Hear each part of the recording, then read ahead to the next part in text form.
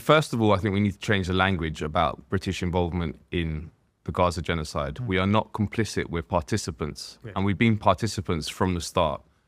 This is a tripartite genocide. It's US, UK, Israel. And it began basically immediately. So after October 7th, when the genocide began in earnest, I started looking at flights that were going from the UK based on Cyprus, which I'll talk about a bit more later. And I noticed that there were daily flights going of military planes, military transport planes. So they're called C-17s and A-400s. They're huge vehicles that can carry over 100 personnel, weapons, and other military equipment. And I started asking questions of the Ministry of Defence. And then some MPs started asking questions, and we were given no information about what those flights were for. Yeah. And then I started doing more and more stories, and they had to respond. And this was a dynamic that developed throughout the whole genocide, in that I would find information myself, which would push the government to have to release more.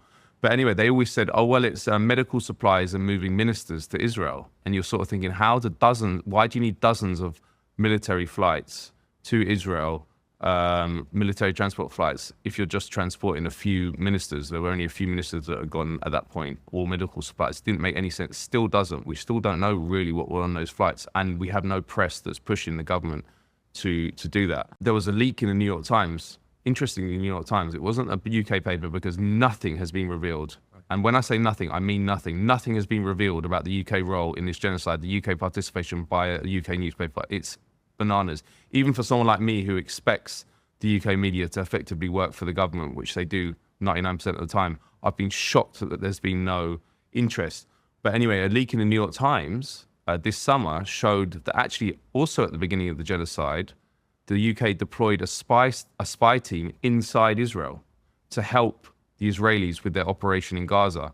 An Israeli official leaked that to the New York Times, and the Israeli official said that the British spies and the British intelligence that was being provided gave them value added, and they added that the intelligence is given to them in a way. The intelligence that they're getting, they cannot collect on their own. That's the quote. On top of that, you also had the special forces. So the special forces, for people who don't know, are commonly known as the SAS, but there's also the SBS, which is the naval part of it. They operate as a completely secret arm of the UK state. You cannot get any information, even more secret than the intelligence establishment, which is pretty secret itself. But anyway, it was leaked to The Sun, again, early in the genocide. On October 27th, there was a story in The Sun where it said the SAS is deployed again to Cyprus for Gaza hostage operations. They said but that's what they claimed. And they always, if the British government is ever pressed, they always say it's to do with hostage rescue.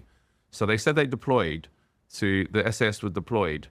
We have not had a single piece of information about what the SAS have been doing over the past year. Because the following day, October 28th, the UK military sent out a denotis to every media editor saying, do not publish any information about the UK Special Forces in Gaza. What's a denotis? Yes, so a denotis is important. More people should know about this. So there's a system that the British establishment and the UK military has operated for decades, called the denotis system, whereby there's a committee that's run by the UK Ministry of Defence that meets every 6 months at the Ministry of Defence in London.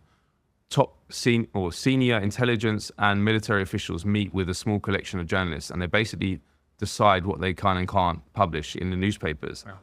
Another function of this committee is that they send out what they call advisories, where they set, if certain information comes out or potentially could come out, they send out an advisory to editors saying, please don't publish that information. Now, they say it's voluntary, but it's not voluntary because there are enforcement mechanisms. They also say don't publicize these denotices, so that there must be a lot of denotices that we never know about. The only reason we know about that denotice that was sent out about Gaza and the SAS on October 28th is because the Socialist Worker Party newspaper, which is a weekly newspaper read by not many people, but they received the denotice and they exposed it. They're the only newspaper that exposed it. That's the only reason we know.